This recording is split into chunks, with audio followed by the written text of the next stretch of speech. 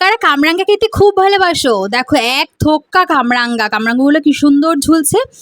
আমরা সাধারণত সবাই জানি কামরাঙ্গা মানে ভীষণ টক, কিন্তু এই দিদার বাড়ির কামরাঙ্গাগুলো টক মিষ্টি, আরও অসাধারণ খেতে। তো যখন আমরা দেখবে ট্রেনে বাসে যাই তখন পাশে এরকম কামরাঙ্গা মাখা কিংবা পিয়ারা মেখে লবণ দিয়ে শসা বিটনুন দিয়ে কি সুন্দর, তখন ইচ্ছে হয় না খেতে, কিন্তু সামনে থাকলেও অনেক সময় আমরা খাই না বাড়িতে। তো আজ আমার ইচ্ছে হলো সেই রকম খেতে। তো কামরাঙ্গাগুলো পেরে এনে ধুয়ে ভালো করে তারপরে 4 ভাগ করে নিয়েছি। তারপরে যেমন করে ওরা সেই ঝাল লঙ্কার গুঁড়ো, নুন, একটু চিনি, কাসুন্দি দিয়ে ভালো করে মেখে নিয়েছি। তারপরে আমার সব সাঙ্গপাঙ্গকে নিয়ে খেতে বসেছি।